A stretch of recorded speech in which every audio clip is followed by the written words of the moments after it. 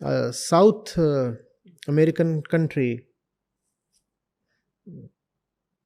brought about changes in its constitution.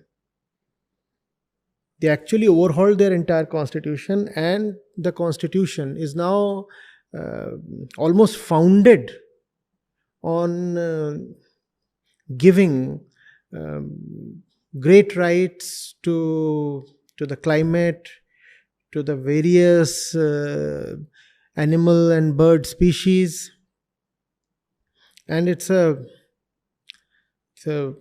document worth emulating. I think a lot of countries in the coming years will take inspiration from it, and actually need to take inspiration from it.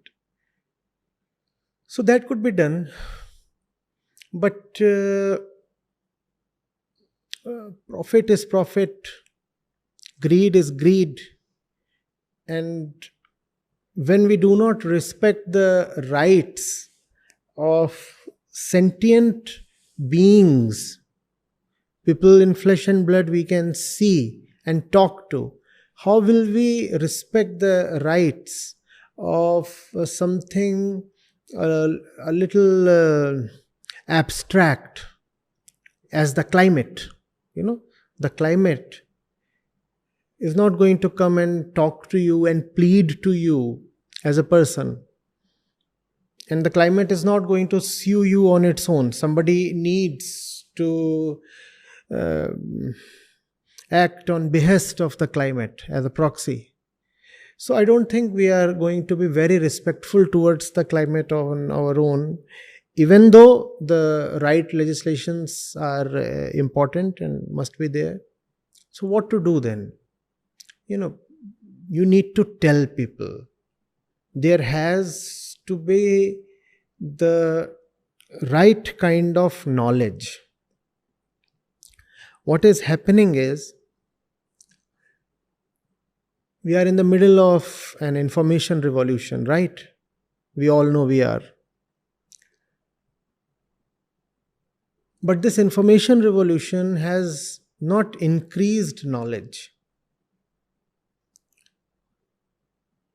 It has not increased knowledge, and for sure it has decreased wisdom. Why? Because there is so much information available to us. This part we see. What we do not see is that the opportunity to disseminate misinformation is now greatly available to the miscreants. So you get a lot of information today, several hundred times more than what you used to get 30 years back.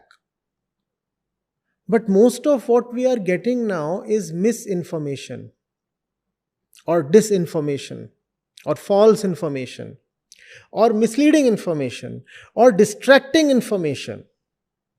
So the result is that the quality of our knowledge has greatly fallen. And knowledge is what forms our insides. On the outside, we are made of food, air, water, flesh, bones. On the inside, we are made of knowledge. And the knowledge that constitutes our insides has become all corrupted. So what will happen is that there is this factory, and this factory is harming the health of the local environment, as you said, right? But people have been taught that comfort and greed are more important than the health of the environment. That needs to change. Is it okay if I add on? What about the nature of human nature to survive? It also prompts us to prioritize ourselves more, and also adds on to that greed, because naturally we want to survive. You see, we need to appreciate the nature of the beast within more clearly. There was this COVID pandemic, and people knew that if they would behave in certain ways, they may even die, did they still behave rationally? The climate crisis does not even threaten you that much.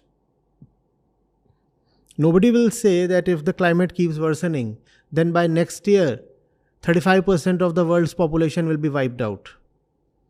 So when it comes to having a good time, when it comes to having pleasure, the beast within is prepared to trade long-term wellness for instant gratification. Long-term wellness can wait. After all, we do not know whether we would be around in the long term. And somebody said in the long term, we are all dead.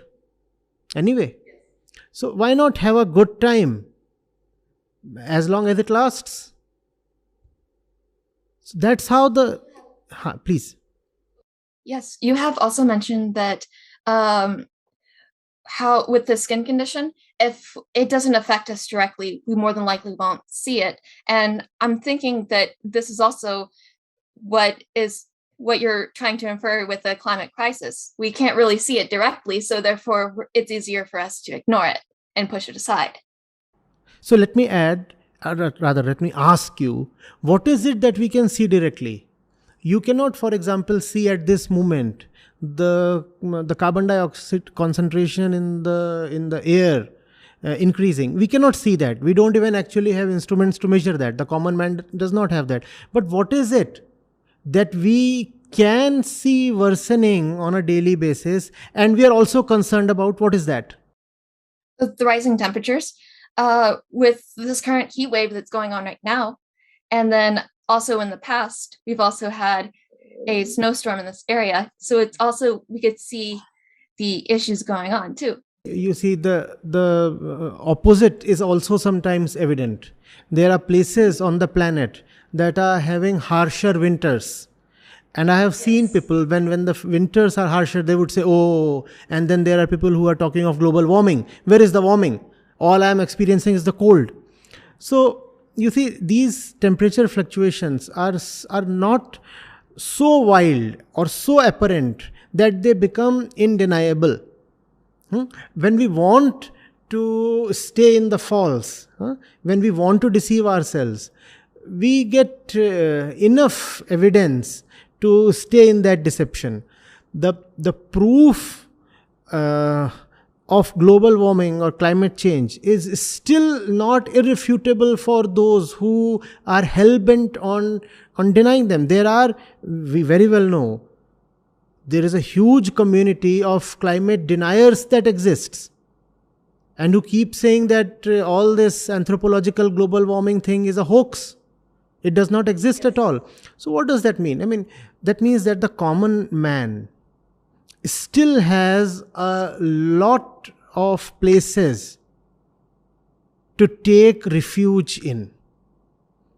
The truth is still not very bluntly out in the open. Those who want to refuse it are still refusing it, and will probably be able to refuse it for another, I think, 5 or 8 years at least.